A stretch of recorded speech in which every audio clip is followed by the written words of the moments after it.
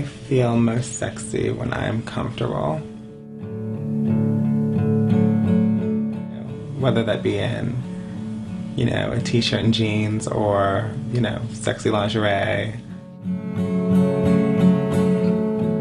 I would love to be like a transgender ambassador to like the rest of the world, to put a face on it. Like, look, this is us and this is who we are and we're not going anywhere.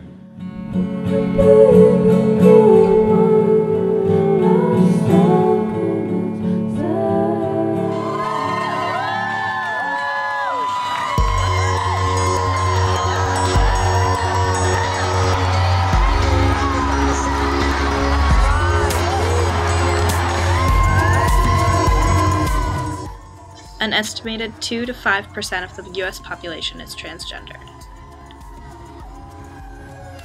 In 2007, nearly 85% of transgendered people reported being a victim of verbal abuse because of their gender identity or gender presentation.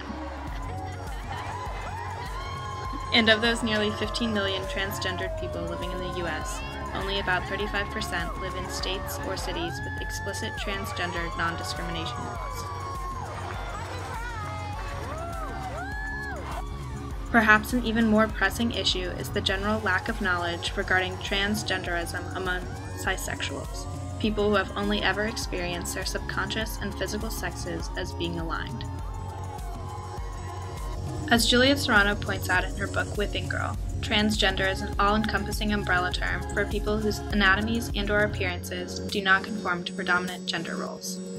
Included under that umbrella are transsexuals, which are either males or females born into one gender identity, but psychologically, emotionally, and sometimes physically identify as the other.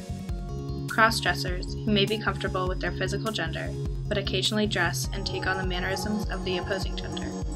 Performers, who dress and act as the opposite gender for play or for work, and gender benders, who do not easily fit into the above categories, and who either exhibit a mix of male and female characteristics or resist gender altogether.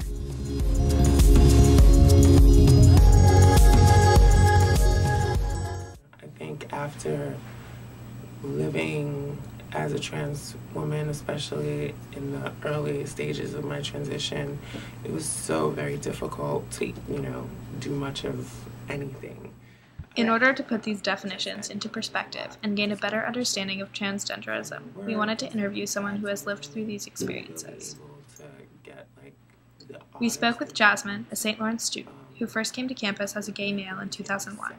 After a 10-year period, she returned to campus as a full-time student after transitioning into a full-time woman. I was actually in denial about it for a really long time. Like, a lot of my friends would be like, oh, you're like such a girl, and like all this, that kind of stuff, whatever that means. But, I'd be like, no, and, like I just do it for fun and, stuff like that. And I found myself doing things to become more and more comfortable. Like I started doing drag, not necessarily for shows, but like just for myself. And like, I was here before, so I'd like run around campus in drag and just do that, or even go to class in drag. And, so I started getting comfortable doing that here. And then when I went home and I'm like, with my mom and stuff, I like couldn't really do that. So then it was like this sudden feeling of being constricted and not being able to express myself how I wanted to. So then I guess that kind of built up inside, and eventually after my mom found out that I was dressing in drag and stuff, she like pretty much kicked me out. And I was living with a friend of mine who happened to be trans, and she pretty much guided me in my transition. She pretty much gave me the courage and the strength to even want to do it, looking at her and seeing how she lived, and just the way, how happy she was, and even how happy I was just being around that, made me realize that I wanted to feel that happiness all the time. And so that's when I started like going to the doctor, and that was like a year process before I could even make any, progression. I think certain people were still, very much about the DSM-4 and, psychological therapy and all that stuff. Actually, when I started doing it, I went to my family doctor, which was a bad idea. And, he was very old school in that sense and was like, oh, you have to go to therapy and, all this other stuff. So then I started doing that. That was not working out for me. I looked up other avenues, and I also knew people who were doing it. Won't even lie, initially started my transition on like the black market kind of thing, like buying hormones from other trannies and whatnot. And then from there, I finally heard about this place in a city called Kellenlord, and they're like a queer hospital or a queer clinic that caters specifically to like LGBTQT people. I think probably the biggest emotion that I felt when I decided to transition was a sense of freedom, because I was living with my parents and stuff before, who were not too fond of my transitioning. So, kind of being kicked out of their house kind of set me free in that sense, because I didn't feel like I needed to hide anything about myself or, put any limit to whatever I want to do with my body. So that I think was the strongest emotion. But there have been times when my being trans was not received too well. I can think of one instance off the bat. I had applied for this job in the city at a dentist office as the receptionist. Over the phone, they were like, oh, you're perfect for the position, just come in and tell us about it. Come into the interview, and then like almost immediately I was like dismissed, and suddenly the same, excuse that I wasn't qualified for the position, or that I didn't have enough experience in that particular position, which, wasn't explicitly because I was trans, but it definitely was implied. And it's kind of universally agreed that like trans women have it harder, but that is not to say that there is not strength in the feminine. We're back today with 12 lovely ladies, or are they lovely ladies? I mean, they're great looking. Some of them are really mad. To contribute to the misconceptions surrounding transgenderism, especially in regards to trans women, the media has constructed two competing archetypes: the hypersexualized, hyperfeminized, deceptive trans woman, and the visibly masculine, pathetic trans woman. There's only one way to give you some confidence. Bring them out in swimsuits. Yeah. I like you a lot. You mean a lot to me. I like you too, sweetie. This essentially puts trans women in a double bind. If they act feminine, they are perceived as being a parody or sexual threat. Does the fact that I can't have kids because, like, I was born a man.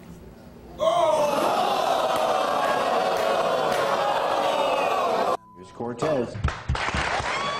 But if they act masculine, it is seen as a sign of their true male identity.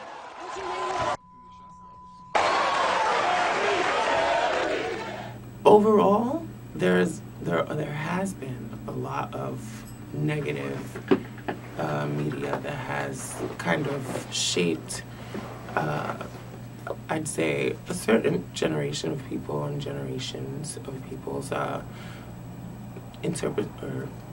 ideas about trans people. Like, off the top, I think Jerry Springer and, those shows like, is it a man or is it a woman kind of thing, or, you know, it's kind of like this game, this, you know, characters, you know, entertainment. It's kind of this spectacle kind of thing. Like everyone's like, oh, you know, let's examine them through the microscope kind of thing. And it's, you know, I don't think that there's any like quick fix it to reach gender utopia, right? But I would like to at least. In Whipping Girl, Serrano calls for the end of the scapegoating, deriding, and dehumanizing of trans women everywhere. After all, as she points out, that perhaps no sexual minority is more maligned or misunderstood than trans women. As a group, they have been systematically pathologized by the medical and psychological establishment, sensationalized and ridiculed by the media, marginalized by mainstream lesbian and gay organizations, dismissed by certain segments of the feminist community, and, in too many instances, been made the victims of violence at the hands of men who feel that they somehow threaten their masculinity and heterosexuality. And so what I argue in the book is, I think that we should, instead of focusing on shattering the gender binary, we should shatter gender entitlement. And what I call gender entitlement is when someone decides that the way that they see gender applies to everyone else. But like if you go into like a lot of feminist spaces, a lot of queer spaces, a lot of trans spaces, you find even though those are alternative like gender spaces and sexual spaces, at the same time you do find that there are some people are dismissed because they're not seen as conforming to whatever attitudes that are out there. I don't like to identify people. You know, I think people can identify themselves as whatever they want to be. So I even say sometimes, like personally, like although I do live my life as a woman, there are times when I get very drag queeny and I'll like, you know, get all feathers and boas and whatnot. It's just about exposure. I mean, it's just about people getting out there and showing the world that we exist, you know, that we're not like unicorns, we're not. There's actually more of us than you might imagine. You may not even know that someone is trans. So I guess that's kind of the thing. I guess it's just about visibility. If we make ourselves more known, then people would kind of be forced to accept us as members of society. So.